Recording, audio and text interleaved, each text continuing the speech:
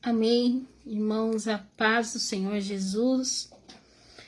É motivo de muita alegria podermos estar na presença dEle, pela liberdade do Espírito, de podermos nos achegarmos em comunhão na presença de Deus com os irmãos e pela oportunidade de fazermos dessa live um alcance para que vidas venham ser tocadas e também vidas sejam edificadas, tocadas pelo Senhor, tomadas pela presença de Deus, impactadas pelo poder da palavra, e que o Espírito Santo possa trazer a genuína revelação das Escrituras e possa ir de encontro trazendo impacto na sua vida, e que o grande El Shaddai, o Deus Todo-Poderoso, Deus Santo, Fiel, Deus Justo, Verdadeiro, possa ir de encontro com você, com a sua vida, com a tua casa, com a tua família, nesta noite, mais uma vez, e você possa ser surpreendido pelo Pai, pelo Filho e pelo Espírito Santo, surpreendida, tocada pelo Senhor, tocado pelo Senhor, que você possa compreender tudo que Deus tem reservado para ti, reservado para tua família, para tua casa, que você possa ter certeza de que Deus não está alheio aos seus sentimentos, Ele não está alheio ao que você precisa, ao que você necessita, que nós temos um Deus santo, fiel, poderoso, justo, Deus verdadeiro, Deus maravilhoso, Deus poderoso, santo, fiel, Deus que tem sido verdadeiro para com a nossa vida, Deus que tem sido fiel apesar das nossas limitações, e é por isso que nós estamos agora diante do Pai, diante do Filho, diante do Espírito Santo, com a convicção de que nós temos servido a um Deus fiel, poderoso, justo, Deus maravilhoso, Deus tremendo, que conhece o nosso coração, que conhece as necessidades que nós temos, que vai de encontro nessa noite com o que precisamos na medida exata e necessária, e que verdadeiramente que Ele não nos abandonará, não vai nos desamparar, e que eu creio no nome de Jesus que apesar de tudo que nós passamos, todos nós de alguma forma passamos por processos na nossa vida. A paz, Senhor, amado. A Senhor, meus irmãos. E eu creio no nome de Jesus Cristo que o Espírito Santo, Ele certamente manifestará o seu poder sobre nós, seremos tocados pelo Espírito Santo, e Deus irá de encontro nessa noite mais uma vez conosco, confirmando e garantindo vitória. O desejo do meu coração neste momento é que nós possamos estar amplamente conectados ao Pai, ao Filho, ao Espírito, e que nós não venhamos mais nos distanciar do propósito que Ele tem para a minha vida e para a tua vida.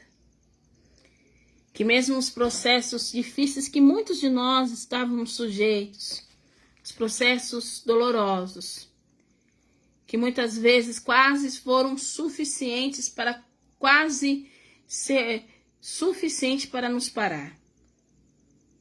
Os processos doloridos, difíceis, que impediram muitas pessoas de desfrutarem da totalidade das bênçãos que Deus tem para a vida delas. E eu sei que assim como eu, você também passou por processos. Você aprendeu, você cresceu, amadureceu.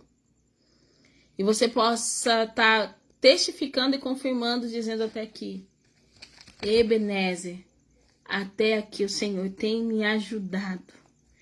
Aleluia, o Senhor tem me ajudado, o Senhor tem feito com que eu possa estar mais perto dele, mais perto do Espírito Santo, mais sensível à voz do Espírito de Deus. O Senhor tem me dado a oportunidade de estar mais perto dele e em intimidade, exercendo uma vida de oração completa, genuína, Que essa vida de oração me leve a ter mais intimidade, que essa intimidade possa me conceder resposta e revelação dos céus. Porque para onde iremos nós se somente Deus tem palavras de vida eterna? Somente o Senhor tem palavras de vida eterna. Eu creio muito no nome de Jesus, que o Senhor é Deus fiel, Deus poderoso, Deus maravilhoso, é Deus que tem se colocado diante de nós e operado milagres. Não tem nos abandonado, e nós podemos dizer, Ebenezer, até aqui o Senhor tem nos ajudado. E eu creio no nome do Senhor Jesus que nós estamos servindo a um Deus que verdadeiramente Ele se importa comigo e com você. Não é um Deus que se move como os homens se movem. Não é um Deus que Ele se move por interesse e por aquilo que é benéfico a Ele. É um Deus que não vê como o homem vê, como diz a palavra dele em 1 Samuel.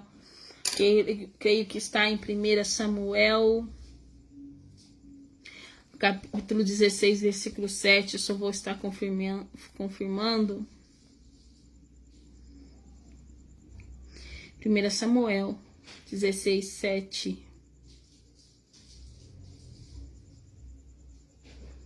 E vai dizer assim: porém o Senhor disse a Samuel: não atentes para a sua aparência, nem para a grandeza de sua estatura, porque tenho rejeitado. Porque o Senhor não vê como vê o homem, pois o homem vê o que está diante dos olhos, porém o Senhor olha para o coração. Desde o contexto do livro do Gênesis, quando Caim e Abel foi oferecer a oferta a Deus, o sacrifício ao Senhor, a palavra de Deus diz assim que Deus aceitou Abel e sua oferta e também rejeitou Caim e sua oferta.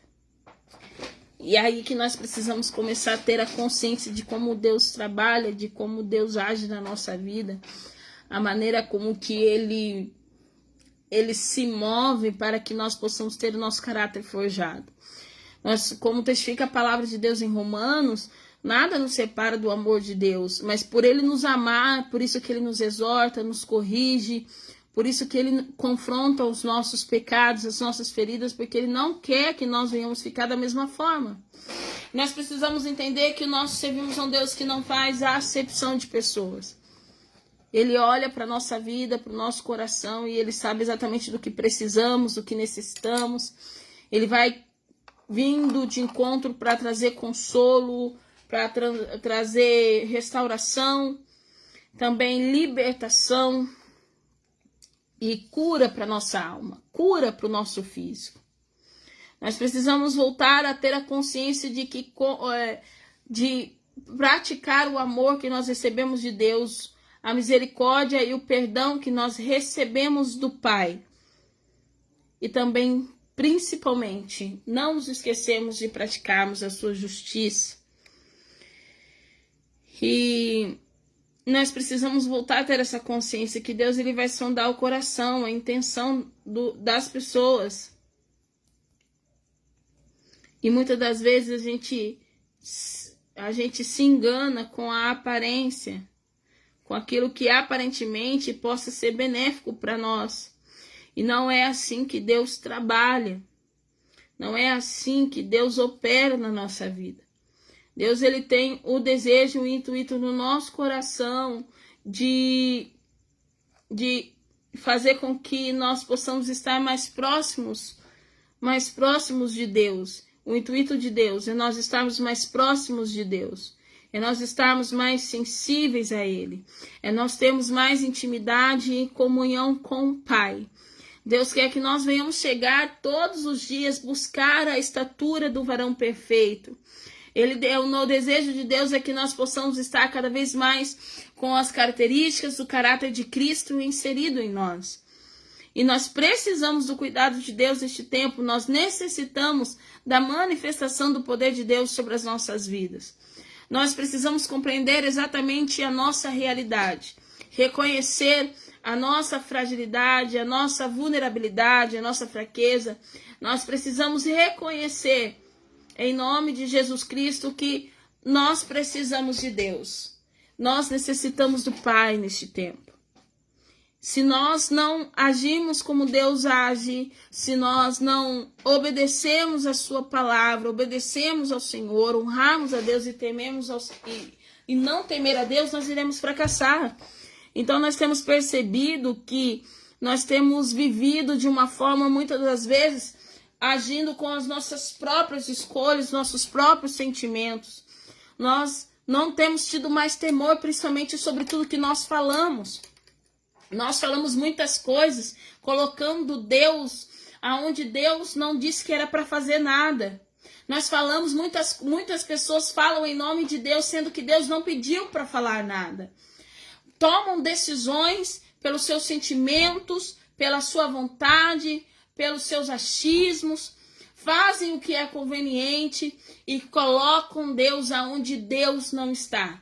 Por isso que existem muitas pessoas fazendo a obra de Deus sem Deus. E estão se esquecendo, nós precisamos da cura neste momento. Eu não sei qual é o cenário da minha vida, eu não sei qual é a da sua vida, eu não sei qual é a condição que você está agora diante de Deus. Se você está nos caminhos do Senhor, se você está afastado do caminho do Senhor. Mas eu entendo que nós servimos a um Deus misericordioso, que Deus se alegra para aqueles que se voltam para a presença dele.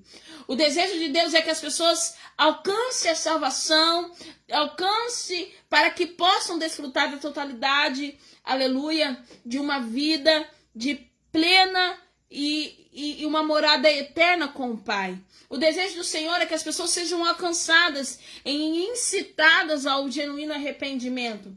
É que elas possam se arrepender verdadeiramente dos seus pecados. E que, neste tempo, venham proclamar o caminho para aqueles que necessitam da salvação, reconhecer o Senhor Jesus como único e suficiente Salvador das suas vidas e sejam salvos.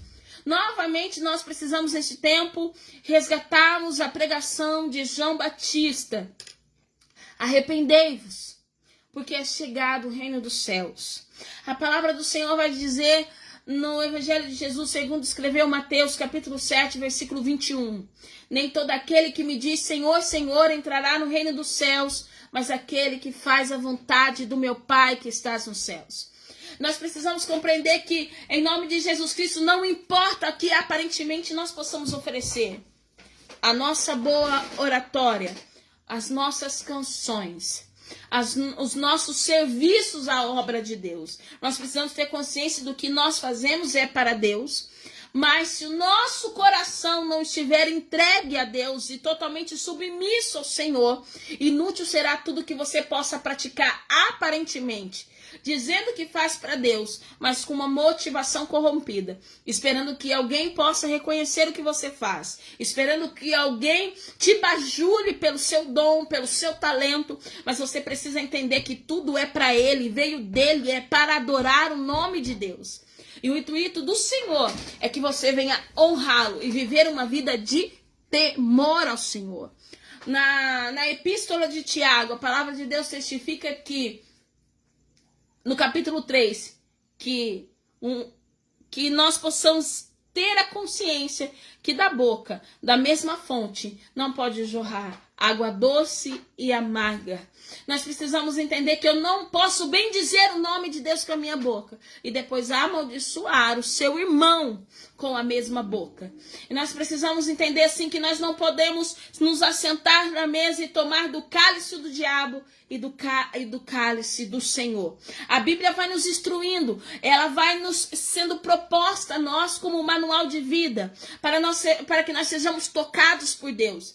Existem pessoas que não compreendem o que foi descrito na epístola de Paulo aos Coríntios, em 1 Coríntios, capítulo 11, quando Paulo começa a instruir a respeito da ceia do Senhor. E o problema é que nós vamos nos esquecendo e as pessoas vão começando a tomar a ceia indignamente. A palavra de Deus é assim que quem toma a ceia indignamente traz maldição para si mesmo. E também testifica que é por isso que não são poucos entre vós que estão dormindo e que também estão doentes, por tomarem a ceia indignamente. Falta-se temor no altar. Falta-se temor até mesmo em se pronunciar o nome de Deus, em colocar Deus nas decisões que nós queremos, nas nossas vontades, através dos nossos sentimentos. E chegará um momento que quando nós estivermos diante de Deus, nós seremos confrontados por isso. Porque a palavra do Senhor vai testificar em Mateus capítulo 7, versículo 22, que naquele dia, muitos me dirão, em teu nome expulsei demônios, fiz maravilhas, curei enfermos, operei milagres. Mas em Mateus capítulo 7, versículo 23, a palavra testifica que o Senhor dirá: apartai-vos de mim, vós que praticai a iniquidade. Nós precisamos entender o seguinte: nós estamos vivendo em tempos onde não será impossível que muitos de nós não receberíamos da colheita daquilo que nós semeamos. Não importa o tempo. Nós precisamos ter a consciência de tudo que nós estamos semeando. Nós precisamos ter muito cuidado, porque a palavra de Deus vai testificar que aquele que pratica a injustiça recebe a injustiça. A palavra testifica que uma das coisas que Deus abomina é saber que o inocente é considerado culpado e o que culpado seja considerado inocente. Porque Deus é justo e a sua justiça não é uma justiça corrompida, seletiva e conveniente como a do homem. A palavra de Deus diz que nós servimos a um Deus justo, e mediante a sua justiça ele vai dar a cada um segundo o seu proceder. E nós precisamos entender qual é o cenário da nossa vida neste tempo, o que nós estamos vivendo, o que está acontecendo conosco. Muitos verdadeiros filhos e servos de Deus passaram por processos difíceis. Muitos quase foram abatidos na batalha. Muitos se sentiram cansados, desanimados, abatidos. Muitos até mesmo pensaram que não iriam suportar, não iriam aguentar o processo. Mas Deus está dizendo: sou eu que te sustento, sou eu que te seguro pela mão e te sustento. A palavra do Senhor vai dizer no Salmos 46, o Senhor é meu refúgio, fortaleza, socorro bem presente na tribulação. Nós glorificamos o nome de Deus. Nós glorificamos o nome do Senhor. Nós exaltamos o nome de Deus. Nós declaramos pelo poder e autoridade do nome de Jesus Cristo que nós servimos a um Deus justo, um Deus santo, fiel, poderoso, maravilhoso, Deus fiel. Nós precisamos compreender pelo poder e autoridade do nome de Jesus que nós não escaparemos das mãos de Deus. Nós não escaparemos da sua justiça.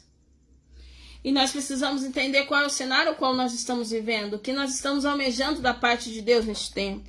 O que verdadeiramente nós queremos, o que nós desejamos, o que nós queremos verdadeiramente da parte de Deus. Nós precisamos entender o que nós queremos do Senhor, o que nós necessitamos agora.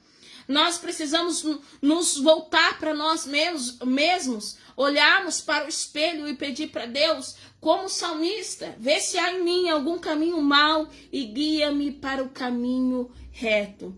E eu sei que Deus, Ele almeja que nós estejamos mais próximos dEle. Eu não sei qual é o cenário que você está inserido. Eu não sei qual é o cenário que você está inserida, qual é a circunstância. Qual é o seu sofrimento, a sua dor, a sua angústia.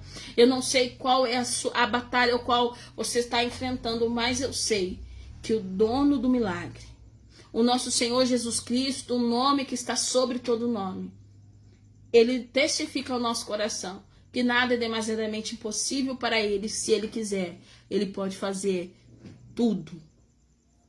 Nada é impossível para Deus. E eu queria compartilhar um pouco da palavra de Deus, que testifica em Marcos capítulo 5, a partir do versículo 22. E eis que chegou um dos principais da sinagoga, por nome Jairo, e prostou-se a seus pés, e rogava-lhe muito, dizendo: minha filha, esta está à morte, e rogo-lhe que te venhas e lhe imponhas as mãos para que sare e viva. E foi com ele o seguia uma grande multidão que o apertava. E certa mulher que havia 12 anos tinha um fluxo de sangue, que havia padecido muito com os médicos, e despedindo tudo quanto tinha, nada lhe aproveitando isso antes, indo a pior. Ouvindo falar de Jesus, veio por detrás, entre a multidão, e tocou nas suas vestes, porque dizia, se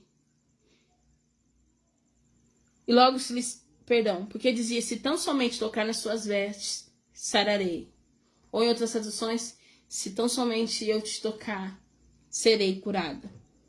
E logo se lhe secou a fonte, seu sangue sentiu, seu corpo está já curada daquele mal. E logo Jesus, conhecendo a virtude de si mesmo, saiu voltando-se para a multidão e disse, quem tocou nas minhas vestes? E disseram-lhe os seus discípulos, vês que a multidão te aperta, e dizes, quem me tocou? E ele olhava em redor para ver o que isso fizera. Então a mulher que sabia o que lhe tinha acontecido, temendo e tremendo, diante dele disse-lhe toda a verdade. E ele disse, filha, a tua fé te salvou. Vá em paz e ser curada deste teu mal.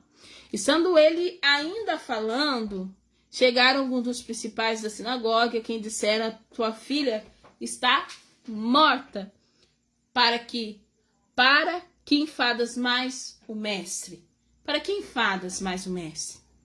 E Jesus, tendo ouvido essas palavras, disse ao principal da sinagoga, não temas, crê somente. Nós verificamos aqui dois cenários distintos, mas que vai de encontro ao que nós precisamos nessa noite. A palavra de Deus vai dizer a partir do versículo 22 de Marcos, no Evangelho de Jesus, segundo escreveu Marcos, no capítulo 5, que um principal da sinagoga, ele vai até Jesus e se prostra diante dele e fala, se você, a minha filha está quase à morte, vai e põe as mãos sobre ela para que ela se cure e viva. Aí a gente já vê um cenário diferenciado, porque dentro do contexto ao qual eles estavam, seria improvável que um principal da sinagoga, um chefe da sinagoga, se prostraria diante de Jesus. Ainda mais da incompatibilidade de visão de reino, de visão de crença, e principalmente como eram distintos a despeito da lei e do evangelho que era promovido e praticado por Cristo. Mas dentro daquele contexto nós somos impactados porque aquele homem principal da sinagoga, ele reconhece que o único que poderia mudar o cenário da sua filha, que sua única filha de 12 anos, que estava enferma, quase à morte, era Jesus. E aí que nós precisamos aprender que muitas das coisas que nós não alcançamos porque nós buscamos em fontes que não podem saciar a nossa sede. A Bíblia vai dizer em João capítulo 4 que se nós bebemos da água que Jesus nos dá, da fonte de água viva que é Cristo, aleluia, fluirão de dentro de nós rios de água viva. Nós vamos beber e nós não teremos mais sede, porque seremos saciados. João capítulo 4. Quando ele está falando com a mulher samaritana. E assim nós entendemos também que nós precisamos ter essa consciência de que fonte nós estamos buscando as respostas que almejamos. A gente precisa parar de terceirizar o nosso relacionamento com Deus e achar que Deus vai falar algo conosco, do que nós devemos fazer somente através de outra pessoa. E é por isso que no nome de Jesus nós precisamos ter a consciência de que Deus é um Deus que nos conhece na intimidade, na profundidade e sabe o que nós precisamos. E muitos dos nossos fracassos e derrotas são porque nós antecipadamente e impulsivamente buscamos fontes que não podem conceder a resposta que precisamos, que não podem intervir no cenário que nós estamos inseridos, não podem mudar o cenário e nem tampouco operar o milagre. As fontes que muitas das vezes nós buscamos são superficiais, rasas demais, para preencher a necessidade que nós temos e desejamos da parte de Deus. Assim, dentro desse contexto, nós vemos um Jesus que foi até a casa de Jairo, que estava em direção, mas ainda assim haveria ali um milagre que precisaria e necessariamente acontecer como um grande ensinamento e impacto para a nossa vida. Que vai existir momentos da nossa vida que nós vamos precisar que alguém nos carregue na maca, como os 4 amigos descobriu o telhado e desceu o paralítico de Cafarnaum pelo telhado para que pudesse ser curado por Cristo, lá em Marcos, no capítulo 2, do versículo de 1 a 12. Vai ter momentos que nós vamos precisar fazer como Jairo, clamar para que Cristo envie um instrumento que vá até a nós, porque nós não conseguimos nos mexer, nos mover, porque tamanho é o nosso abatimento, a nossa estafa espiritual, e assim nós não conseguimos reagir diante do cenário que nós estamos, não conseguimos reagir diante das dificuldades que enfrentamos. E por isso que nós vamos clamar como o principal da sinagoga, como Jairo fez. Eu necessito que imponhas as mãos sobre a minha cabeça, eu necessito que venha até a minha casa, que imponhas as mãos sobre a cabeça da minha filha, assim eu sei que ela será curada. E Jesus vai usar a sua multiforme graça e forma de trabalhar na nossa vida. E também dentro desse contexto nós vamos ter outra circunstância. Existem pessoas que ainda não receberam a sua bênção, porque não compreenderam que necessitam se posicionar como uma mulher do fluxo de sangue. Nesse contexto, não tem como Jesus impor as mãos sobre a cabeça dela. Neste momento, existem circunstâncias das nossas vidas que nós precisamos romper barreiras, romper os obstáculos, se levantar dessa circunstância de estar prostrado diante da sua dor, do seu sofrimento, sair desse estado de vitimismo e se colocar na posição onde Deus te justifica, aonde Deus te consola, aonde Deus intervém pela sua vida e faz com que você desfrute do que Ele tem para você, porque é Ele que tem o controle da tua vida. Mas Deus está dizendo, você precisa se posicionar. Não tem como você receber o teu milagre estagnado nessa mesmice espiritual do jeito que você tá. Não tem como você receber o seu milagre se você não se mover como a mulher do fluxo de sangue se moveu para tocar na hora das vestes de Cristo. A fé dela testificou no seu coração. Se eu apenas tocar na veste desse homem, a minha fé testifica na minha alma, no meu espírito, no meu coração, para que eu venha a ser curada. Eu creio que serei curada. E nós temos um respaldo disso principalmente no livro de Atos dos Apóstolos, que a palavra de Deus, que as pessoas levavam os aventais, os lenços de Paulo, e assim enfermos eram curados, e muitos demônios eram expelidos, mas a fé não estava no tecido, não estava no avental, não estava no lenço, mas estava no poder de Deus, e crendo que Deus poderia fazer, porque ali estava um homem temente a Deus, um homem cheio do Espírito Santo e obediente ao Senhor. E essa que é a diferença. Nós estamos aqui manipulando um objeto, dizendo que a fé estava no objeto, mas crer no nome de Jesus que está sobre todo nome, que cura, que liberta, que transforma. E a Bíblia vai dizer que esta mulher se moveu até o propósito dela. E se você não se mover, nada vai mudar na sua vida. Você precisa se despertar para que você possa desfrutar do que Deus tem para você.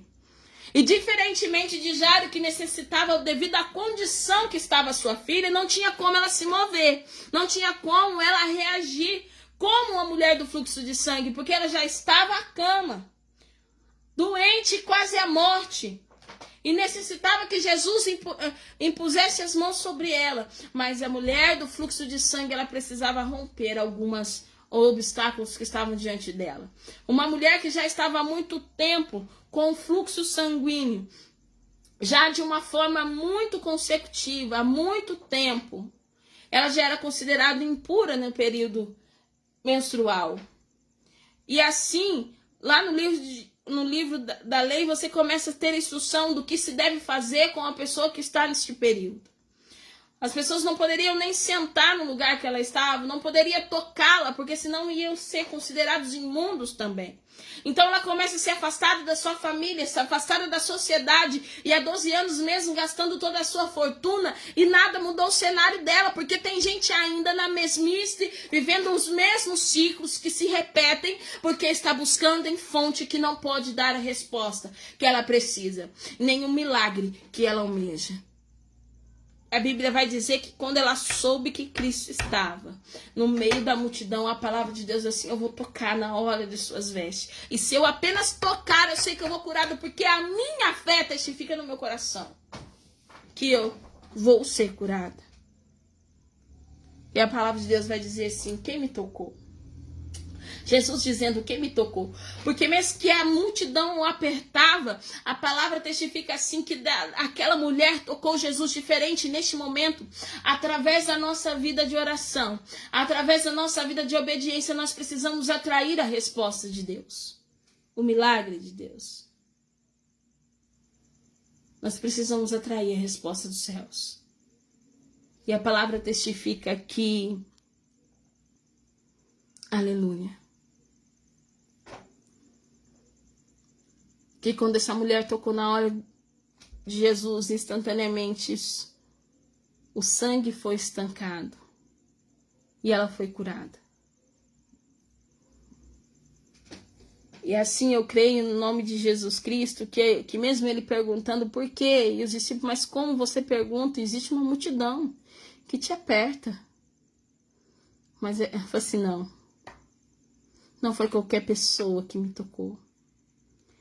Porque eu fui tocado diferente. Porque de mim saiu virtude. De mim saiu virtude. A palavra de Deus vai dizer que ela, temendo, tremendo, falou: se fui eu, Senhor, te toquei. E ele vai responder: vai e seja livre do teu mal. A tua fé te salvou. E nós sabemos no contexto também que Deus, nosso Senhor Jesus, ele cura a filha de Jairo. E há um milagre completo dentro desse contexto. E não será diferente da sua vida se você crê que é a resposta de Deus. Se conecte com o Pai. A paz do Senhor Jesus.